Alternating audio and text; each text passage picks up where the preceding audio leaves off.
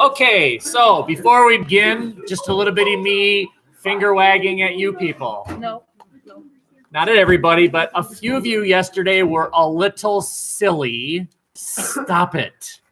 What do you mean? They know what I mean.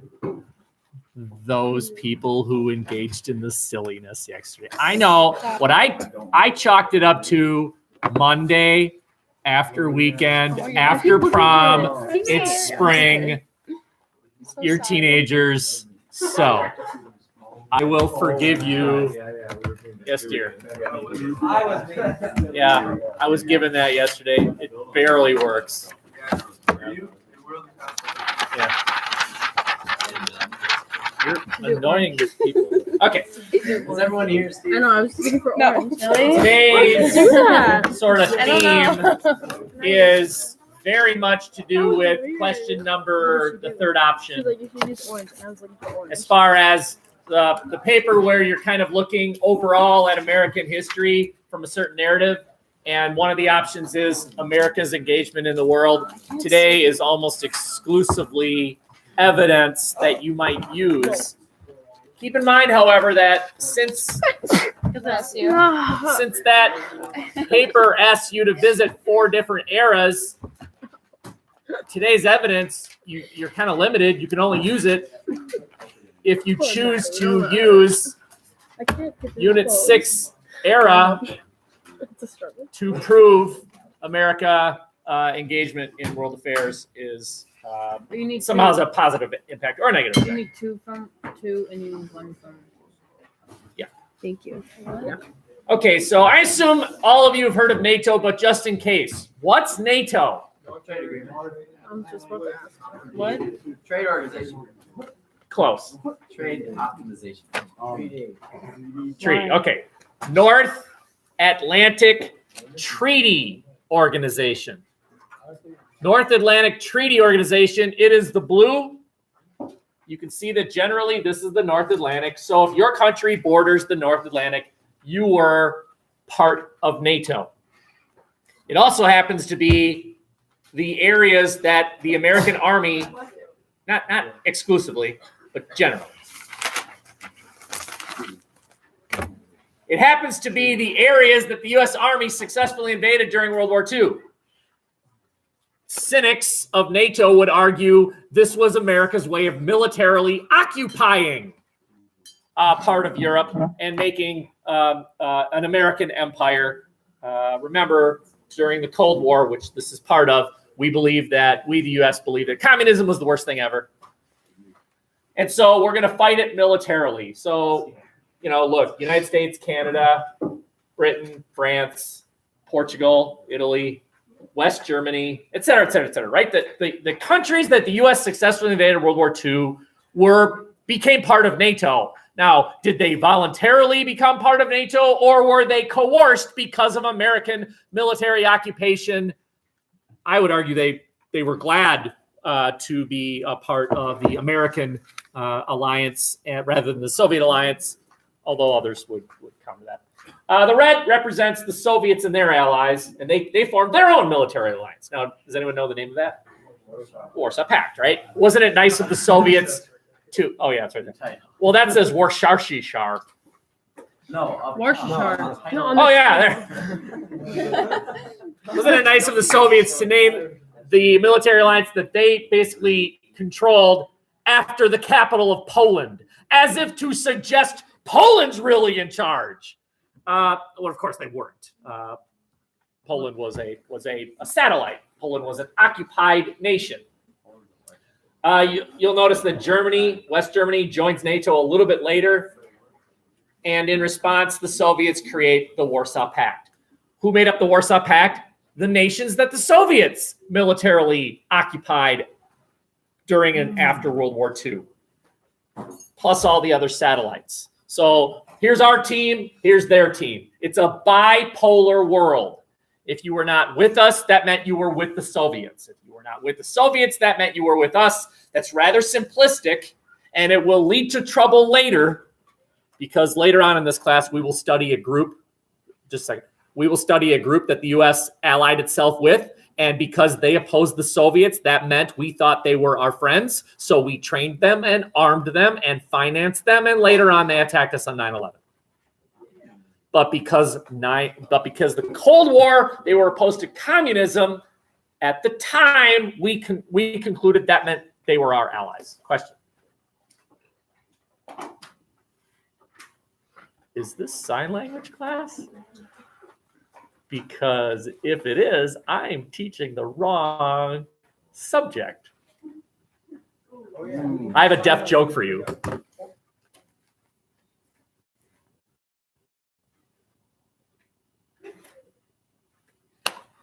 Timber?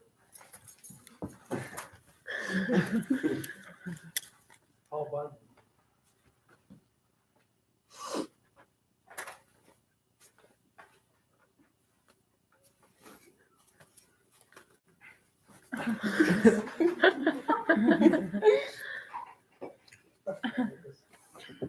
Maddie, do you know what he's saying? No. He's saying timber. Kristen? Can you pick up at least one thing? That's how you tell a joke in sign language. How long will that take to say in English? Would you like me to translate? Yeah. I went and I saw a big tree, so I chopped it down. It fell partly, so I yelled timber, and it fell down. Then I went and I saw another big tree, and I chopped it down, and it fell partly, and then I yelled timber, and it didn't fall. So I went to the doctor, and the doctor went and checked out the tree, and it said, "Oh, I know, the tree is deaf." Why did it take you that long to do that in sign language? What is Because this? deaf people brains are slow. What is this? Ouch. This is ha ha ha ha ha ha ha. Lizzie always because- does wait, that. who's deaf people? She goes, When does NATO? Liz. Oh. Uh, She goes, H-A. So Ben just asked when NATO was created. 19. Okay. I'm going to guess right around 1950-ish. I don't know what was created. Sign 49. language? Yes. Okay. Pack? Oh. 49. 49. Okay. Sign language. A couple other things here that I would suggest are evidence that European nations kind of sided with the U.S. We have two European nations, Austria and Hungary, who both actively resisted Soviet occupation. In our minds, we were militarily occupying Europe at their request, at their behest. Gee, we're glad you're here, said the British. Gee, we're glad you're here, said the French. You're here to protect us. But Eastern European nations viewed Soviet occupation very differently. You're here to control us. You're here to make sure that if there's an American invasion, that conflict happens in Poland rather than in the Soviet Union, the old buffer theory. 1956, the Hungarians actively militarily resisted. It was crushed like a grape. By the way, that's on your test. It was crushed how? Like a grape. G-D-D-D-D-A-P-E. Grape. Is that from Shrek? It's from The Simpsons when the janitor tears his clothes off, revealing a seriously muscle-bound 8-pack janitor saying, "I will crush you like a grape." I'm pretty sure it's also from Shrek. You want that I think in it's sign in language? Shrek, too. It's in Okay, it's in Shrek. What's up? Switzerland is neutral. Just like in World War II. Neither side. Okay. Any questions? Go ahead. Yes, after. Okay. So let's continue American engagement in world affairs. We are going to now focus on an area that we are really going to focus on from now on, and that is the Middle East. It's a fascinating area. It's historically been a very violent area, turbulent area, and that is because it's the center of three of the major world religions. And one of the things you can never talk about with your future mother-in-law is religion. Avoid it. Just avoid it. And taxes and so here we are. Let's look at the Middle East, and I want you to consider this dilemma. What if The U.S. supports democracy. Is that what the Cold War is about? Supporting democracy? And what if in a democratic election, the people of country X elect communists? So now the U.S. is in a dilemma. Hooray for democracy or boo hiss, you chose communism. And that was exemplified in 1953 in the nation of Iran. Iran had a ruler, there was his name, and Iran had an election. And the election resulted in this communist leaning person being elected as the Iranian leader. And so in 1953, the U.S. overthrew that elected government and put that guy back into power. And you might ask, well, why do we care about Iran? Why do we care? And it's because Iran has oil. And so we don't want oil to be nationalized. And so we clearly sided with anti-communism over pro-democracy. And that's why I've said a couple times now, the Cold War is better understood as an anti-communist, pro-capitalist era rather than a pro-democracy era. Now, I will allow this, though. Consider this, that the U.S. believed that as long as you weren't communist, we would be eventually be able to manipulate you so you would be a thriving democracy. But that'll take time. Let's just make sure you're capitalist, and then we'll tweak you and make you sure you treat women equally and minorities equally, et cetera, et cetera. Okay. An irony here is how we handled this thing called the Suez Canal crisis. So allow me to chat, and then you can jot this down. Suez Canal, right? It's right there. It's one of the two major canals. Name the two major canals. And name the third one. It's in New York. It's kind of weird. Erie Canal. Erie. Nice one, Father. Okay. Take it back. That's right. Okay. The Suez Canal was built, in order to understand the significance of what you're writing down here, you need to understand that the Suez Canal was built mostly by French and British. Back when this was a colony of the British and the French, the British and the French jointly built the Suez Canal. That means in British and French minds, that canal belongs to Britain and France. Synthesize now. Yes? We gave our canal to Panama. Okay, very good. Interesting that you said it that way. In the same way that the U.S. viewed the Panama Canal as our canal that happened to be in Panama, the British and the French viewed it as a British-French canal that happened to be in Egypt. The Egyptians felt differently, and frankly, so did the Panamanians felt differently. The Egyptians felt, no, you built it, but it's here. That means it's ours. Just like Gryffindor sword. Huh? The goblins think it's theirs because they made it. But Godric thought it was his because he paid for it. Oh, goblins. Goblins. Stupid goblins. That's right. Okay.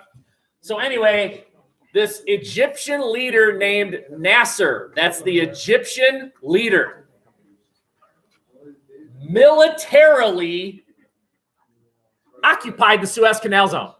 Imagine if Panama had sent soldiers in to occupy the Panama Canal. I'm sorry, you're in here on my gracious wishes. If you can't handle it, you got to go. Thank you for the wave. Okay. The Egyptians nationalized the Suez Canal. They took it over. Well, wouldn't you think, based on what I just set up here, what would you expect the American reaction to be? Over across the way. British and French would be like, What? Goodbye, Nass. Okay, very good. Help the British and the French to recover their canal, which is not what happened. Wow. What actually happened was that the U.S. told the British and the French, let it be. let it happen. Let them have it. It is in Egypt. And the British and the French were like, what? That don't make a sense into my brain. Because they turned Italian at that moment. Right? That doesn't make any sense. Aren't you anti-communist? Yeah, but we're also anti-colonial. We're also anti-colonial. Didn't we just get done fighting the Nazis who invaded their neighbors? And didn't we just get done fighting the Japanese who invaded their neighbors? And now Britain and France, you're going to a former colony and saying, yeah, we're here. We're back. After we beat Hitler, you're back? No. So we're anti-colonial. That's a story for another day. Okay. Last slide information on this page is Eisenhower developed a doctrine. Now, before we explain what the Eisenhower doctrine was, what's a doctrine? It's a plan. Exactly. It's a plan of action. This is how we're going to roll. We've looked at the Monroe Doctrine in here. We looked at the Truman Doctrine last week. Remember that, or was it yesterday? Something. I do believe it was yesterday. Generally, it's if the Soviets are here, we're here. If the Soviets are there, we're there. Eisenhower says, let's apply that idea to the Middle East. Let's militarily and financially contribute to the prevention of communism in the Middle East. So it says up here, military aid and financial aid to the Middle East countries that are fighting communism. And as a result, the U.S. starts, and really, I do believe that you could argue that this is another significant chapter on that road that leads to 9/11, here is the beginning of American involvement in the Middle East. Right? We're starting to now see American weaponry and eventually American soldiers in this volatile region of the world and going against the wishes of the Iranians, as an example. Okay. Last piece of information is the formation of something called OPEC. OPEC. OPEC. Has anyone ever heard of OPEC? Oil. Actually, that's not what the O is, but it is about oil. Petroleum. Oil. Very good. Organization of petroleum exporting countries. Organization of petroleum exporting countries. It still exists today. If you were a mass producer of oil, you could sell your product, and the Americans are one of the leading buyers. But what the U.S. can do, all right, so she's an oil exporting country, and so is she, and so is she, and so is she. So get per barrel, give me your best price. How much are you willing to sell your oil to me for? Just give me a price. $5. And she's gonna. I only have to pay her $5. How much would you be willing to sell your oil to me for? She'll sell it to me for $5. How about you? $4. $4.99. Wow. How about you? $4.95. $4.95. Good. $2. Winner, chicken dinner right there. Do you understand that in this situation, the buyer is really in control? Because I can look at you competitive suppliers and have you bid against each other. What could these four do? Go out of business. Combine. They could join together. They could very good. They could monopolize. That's what OPEC was. OPEC was, we're not going to compete against each other. We're going to join together and agree on one price. That hurts oil-consuming countries. You are looking at a threat to the U.S. All right? That's a second threat. It's not communism. But it's not exactly free market capitalism either. Go ahead. Could you just be like part of the organization? Join OPEC. Because we're one of the most oil distributing countries. It's not like they gave each other special deals, though. Well, yeah, they didn't give each other special deals, but we're one of the most oil exporters. Oh, we are. As a matter of fact, today we are number one. Yeah, so if we But were- our consumption still outmatches our production, even today. We are the world's leading producer of oil. We still import. We don't produce enough for our. And by the way, this is true of generally anything. The U.S. is the leading exporter of fill in the blank, but we still import more than we export. We still have higher demand than we have supply. Kern? Kern? Are we like the only place that grows? Oh, no, Brazil is a huge competitor with Kern. Our concern with Kern is that the Brazilians, those of you in World in Conflict, you've heard of this term before. It's called McDonaldization or Walmartization. What the U.S. is currently teaching the world to do is eat hamburgers. I'm simplifying it a bit, but generally, one of the aspects of American culture is our diet. We are the fattest country on earth. And as McDonald's spreads, by the way, you live in the second fattest state. So think about that. You are the second fattest state in the fattest country. We make cheese. Thank God for Texas. And isn't that odd? That something about the St. Croix River separates the second fattest state from the second healthiest state. Thank God, Hawaii. It's weird. Okay, anyway, the consumption of meat has led Brazil to cut down trees in the Amazon, which is one of the largest forests on earth, which whether you believe it or not, it might be true or might not, but that might contribute to a lot of problems that exist today. Anyway, any questions on this slide? There is one slide left. Again, this is all about American engagement in world affairs. That ball, which is about the size of the disco ball at prom, about that big, Wasn't a disco. that is Sputnik. There it is. It's this big, and it's a piece of metal. From Friends. I remember Ross tried to dress up as Sputnik for Halloween. Dress up as Sputnik. Did you just say that Sputnik is from Friends?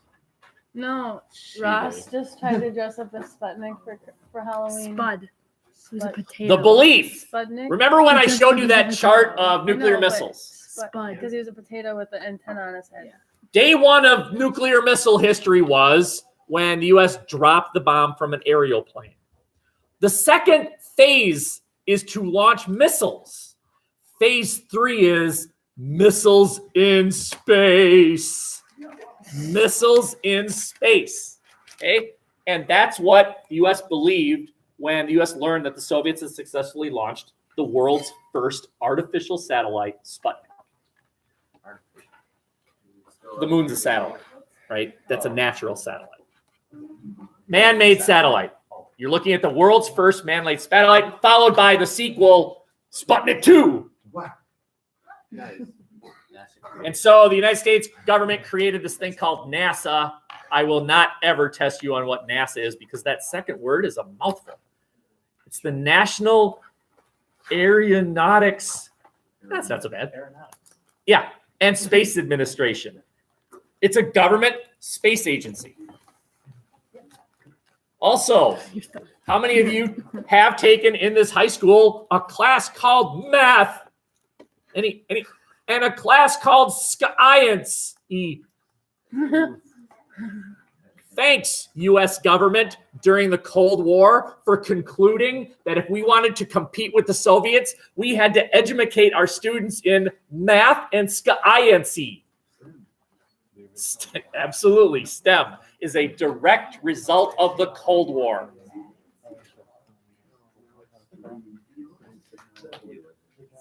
That is a U-2 spy plane. Generally, how many of you have ever been on a jetliner, right? You've flown somewhere. Generally speaking, jet planes, 737s, whatever, fly at about 30,000, maybe 40,000 feet.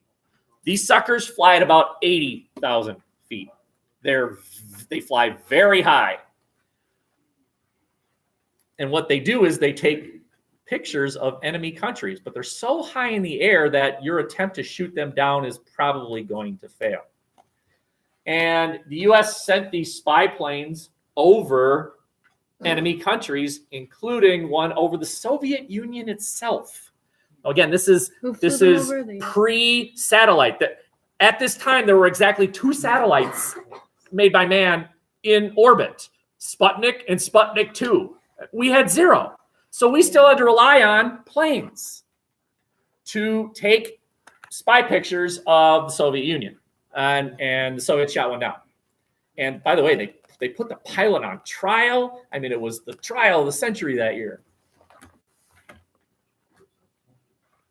Last bit of information. This all has to do with the attempt of the Soviet Union to spread communism. The attempt of the United States to prevent the spread of communism is in Cuba. There was this guy named Fidel Castro. Now the narrative goes like this: that Fidel Castro loved baseball and tried out for a team called the Minnesota Twins, but his curveball didn't really curve and his fastball isn't that fast, so he went to Cuba and overthrew the government. Funny. Now, that's probably not true. I mean, he does love baseball. Cuban baseball is phenomenal. But the whole try it out for the Twins part, it might be a stretch. But he did overthrow the Cuban government. That is true. Now, my question to you is, why did we care? Who cares? McDonald's in Cuba. Okay, I understand, but could you clarify for the rest of us? What do you mean? We got a bunch of American-owned businesses in Cuba. Very good, right? If Castro takes over Cuba, he will then nationalize Cuban businesses. There were American-owned hotels. There were American-owned casinos. You can't take that stuff away. That was our concern. That's one concern. Can anyone identify a second concern? Very good. Okay, thank you, Jack. Right? Look where Cuba is. It's about 90 miles from the United States. If Cuba becomes a communist country, theoretically, it would become an ally of the Soviet Union. And the Soviets might deploy weaponry in Cuba, including missiles, nuclear missiles. And that's not in the interest of the U.S. to allow that to happen. So we're going to deal with this. Okay. Any questions? No. Again, the theme today was American engagement in world affairs. We care about what happens in Cuba. We care about what happens in Iran. We care about what happens in the Middle East. We care about what happens in Western Europe, so we're going to create a military alliance. That's American engagement. Did that benefit the world? Is the question that you're dealing with, should you choose that question as far as your paper is concerned. When I'm done talking, there's still some of you who have essays that you could work on. Here they are. If you want to work on CIS, that's optional. If you want to work on your paper, which is be my recommendation, then the porta potties are right back in that office. They're signed out to me, so they're all ours. What you're not doing is nothing. You're doing something. There's a reason I'm giving you time in class. It's because I don't want you to, on the day when this is due, tell me that you're not done with it. That will annoy me. When's the paper? Don't annoy me. May 20. Like 4 weeks. May What is it, dude? 24th. 23rd. 23rd. That's not right because I know it's due before the senior 22nd. picnic. 22nd. 24th. I think it's the 23rd. 23rd. That. May 3rd. All right, rest of the hour's yours. 3 days. Go home and take a nap. Why? All your important classes are done.